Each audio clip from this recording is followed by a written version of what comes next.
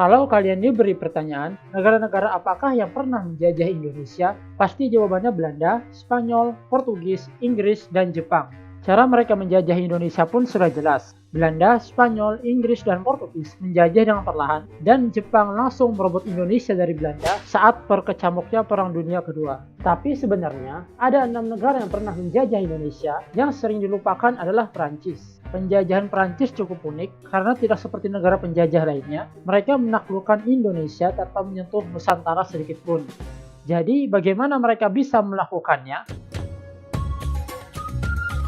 Untuk mengetahui bagaimana Prancis bisa menjajah Indonesia, kita harus kembali ke tahun 1793 di mana wilayah Hindia Belanda atau Indonesia hanya segini dan di Eropa terjadi perang besar-besaran antara Prancis dan negara-negara tetangganya termasuk Belanda. Pada tahun 1795, Prancis berhasil mengalahkan Belanda dan mendirikan negara boneka bernama Republik Batav sebagai pengganti pemerintahan Belanda yang dulu. Secara bersamaan, Batav menggantikan Belanda sebagai penguasa di Indonesia. Yang unik di sini adalah karena Batav adalah negara boneka yang mematuhi segala perintah Prancis, maka secara tidak langsung Prancislah yang berkuasa di Indonesia. Prancis jugalah yang mendorong Batav untuk mengirimkan Dendels ke Indonesia. Tapi bukan berarti Prancis tidak pernah menjajah Indonesia secara langsung. Pada tahun 1810, Prancis mencaplok negara boneka tersebut dan Indonesia pun menjadi jajahan pemerintah Prancis tanpa perantara Belanda. Prancis hanya menjajah sebentar saja, karena setahun kemudian Inggris berhasil merebut Indonesia dari Prancis. Jadi, untuk menjawab pertanyaan,